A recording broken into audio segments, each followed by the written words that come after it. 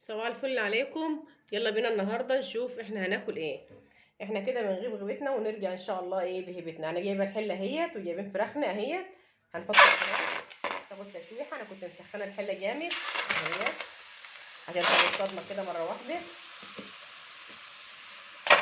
هننزل بالفراخ بتاعتي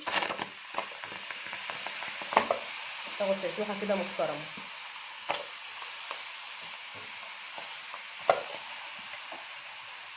هنسيب الفراخ كده حبه في الحله تتشوح شويه كده ايه مع بعضها وتظبط نفسها كده وتاخد تشويحه محترمه ونرجع تاني.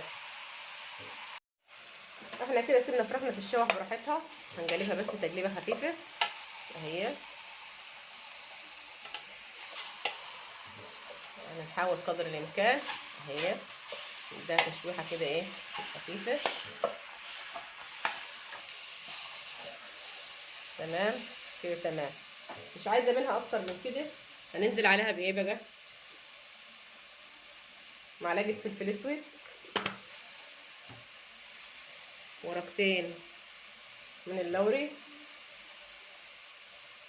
دي كده معلقه كركم ومعلقه بابريكا على بعضه. هننزل كمان بشويه كمون مبهر،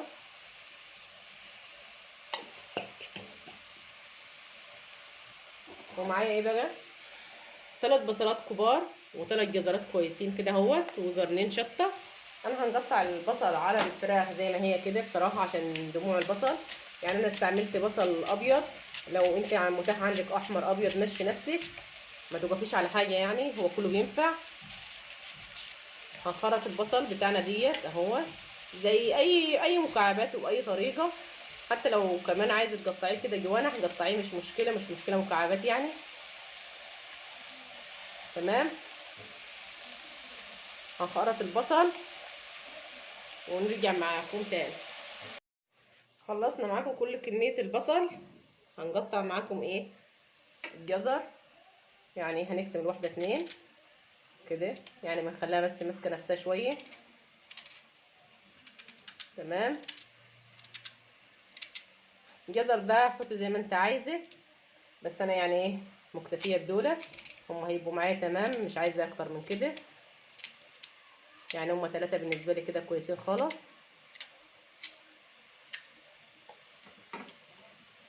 اهوت.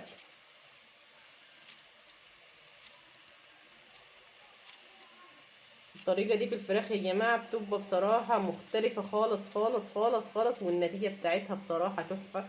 انا جربتها قبل كده وبصراحة النتيجة بتاعتها تحفة تحفة. ما بتبقيش عارفة انت إيه الفراخ دي، ايه معمولة في الفرن، إيه انت سلقاها انت شوياها. بتبقى في حاجة كده ميكس غريب بصراحة من الأطعم ديت، وبتبقى مدية الفراخ بتاعتنا طعم رهيب رهيب. كمان للي بيحب الأكل سبايسي شوية ممكن يزود قرن شطة حامي مع الخضار ده. بس انا بصراحه النهارده ما عنديش قرن شطه حامي، فخلاص استكفيت بكده. وهنحط 3 طماطمات كده متقطعين مكعبات صغيرين. تمام. انا كده مش عايزه حاجه اكتر من كده يعني بيه، بس كده تمام. هندخل ده كده اهوت وده كله على نار عاليه، انا ما هديتش النار. تمام. وهنسيب ده كله مع بعضه ياخد ويدي كده مع بعضه، وهنغطي عليها على نفس النار كده شويه حبه صغيرين، وهنيجي مهديه ايه حبه ونهدي النار. يلا بينا نشوف الفراخ بتاعتنا عملت ايه. كده هي كده ابتدت تبخر اهي وخلاص. على فكره انا كده حاطه، ما حطيتش ولا زيت ولا سمنه ولا اي حاجه. هي هتنزل الزيوت اللي فيها والدهون اللي فيها، مش محتاجين ان احنا كمان نزود زيت او سمنه او اي حاجه. هي كده خلاص ابتدت تغلي من تحت. هنهدي عليها النار ونسيبها تستوي على مهلها خالص ونرجع لها تاني لما تستوي.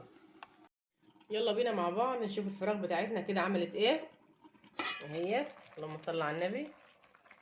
يعني ايه، لا هي كده خلاص مستويه، مش محتاجه حاجه تاني. احنا كده خلاص هنطلعها مع بعض. انا ما زودتش ميه ولا زودتش اي حاجه، انا بس هي عايزاها كده ايه زي ما هي كده وخلاص. نطلعها.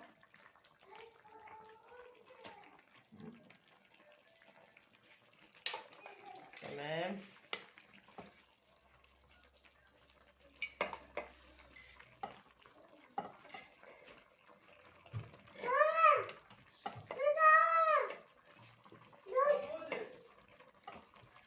كده خلاص طلعنا الفراخ بتاعتنا اهي.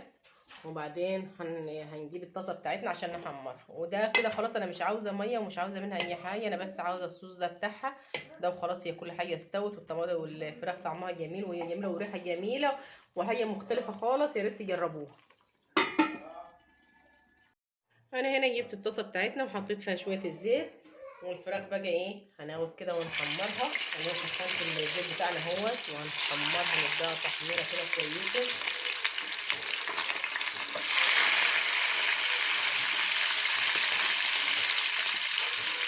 نحمرها تحميره كويسه. هي كده ما بتاخدش تحمير اصلا، ما بتستحملش يعني دقيقه 2 ونضير ودقيقه 2 ونضير، ما بتاخدش تحمير ولا اي حاجه. بس الطعم بصراحه النتيجه خيال.